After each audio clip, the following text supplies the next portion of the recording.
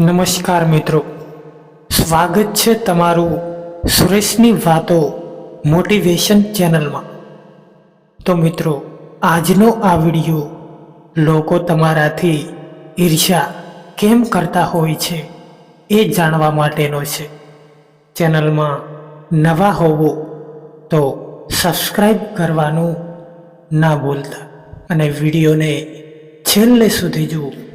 Number 1, આજના સમયમાં લોકો કેટલું કમાવો છો તે તો બધા પૂછે છે, પણ કેવી રીતે કમાવો છો તે તો કોઈ પૂછતું જ નથી। અને એવા લોકો બીજાની ઈર્ષ્યા કરતા હોય છે।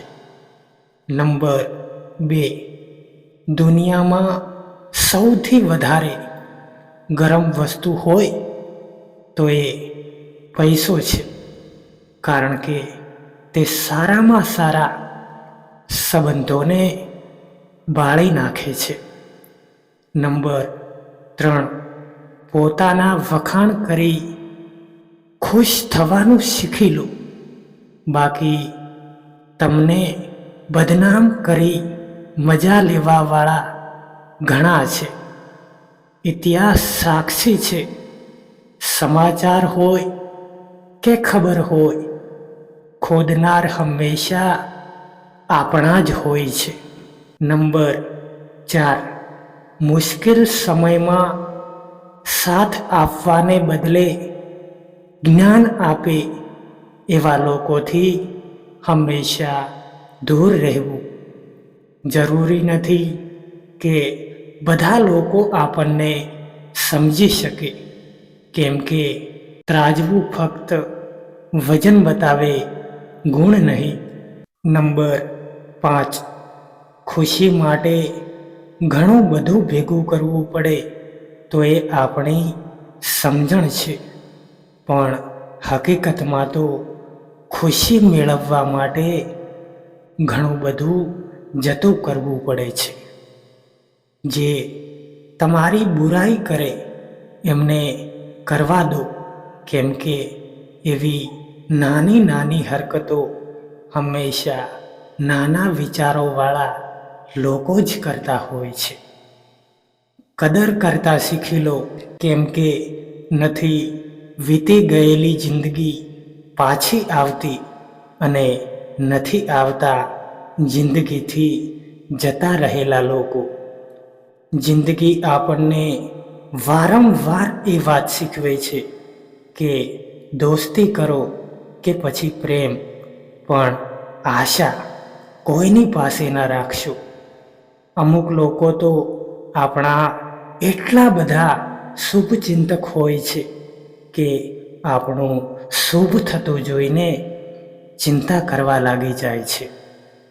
આપણી સાથે રહેવાવાળો માણસ ભલે ગરીબ હોય પણ સારું હોવું જોઈએ, જે આપણી ઇજ્જત કરે, કેમ કે ગરીબીનો સમય તો જતો રહે છે, પણ ખરાબ માણસ સાથે જિંદગી કાઢવી મુશ્કેલ હોય છે।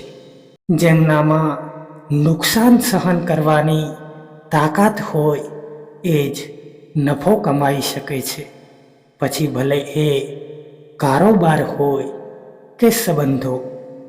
દુનિયામાં ભલે હજારો સંબંધો બનાવી લો, પણ એક સંબંધ એવો જરૂર બનાવો કે જ્યારે એ બધા તમારા વિરુદ્ધ હોય ત્યારે એ એક તમારી સાથે હોય। સંબંધ નિભાવવા માટે સુંદર નહીં પણ સમજદાર સાથેની જરૂર હોય છે। જિંદગીને વધારે સારી બનાવવા માટે મારી સાથે શું થઈ રહ્યું છે એ વિચારવાને બદલે એ વિચારો કે હું શું કરી રહ્યો છું।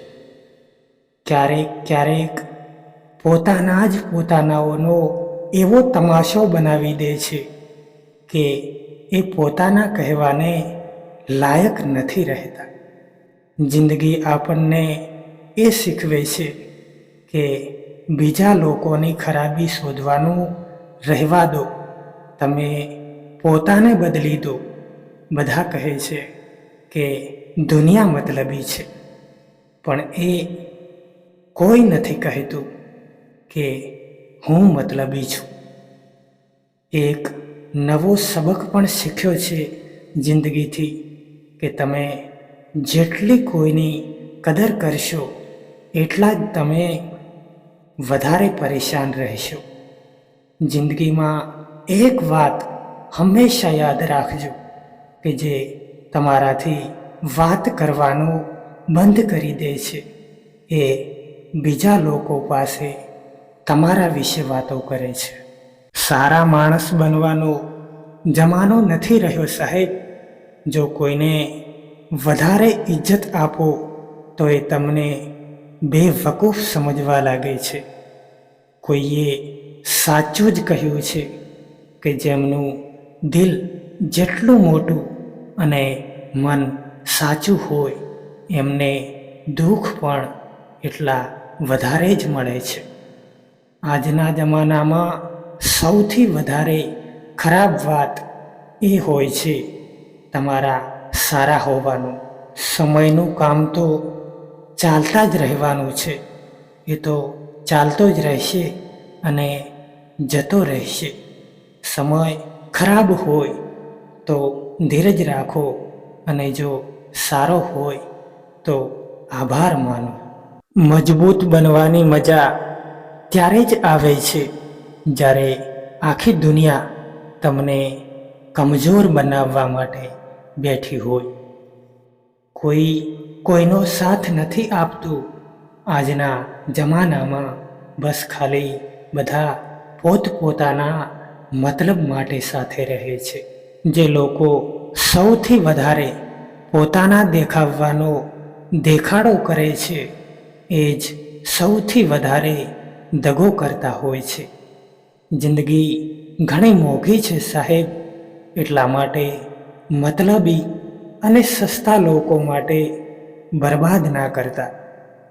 પોતાને હંમેશા એવા બનાવો કે લોકો તમારા આવવાનો ઇંતજાર કરે, ના કે જવાનો.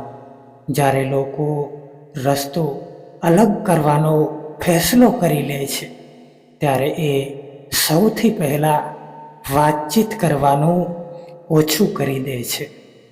જિંદગીમાં બધું જ પાછું મળી શકે છે, પણ સમયની સાથે ખોવાયેલ સંબંધો અને ભરોસો ક્યારેય પણ પાછો નથી મળતો.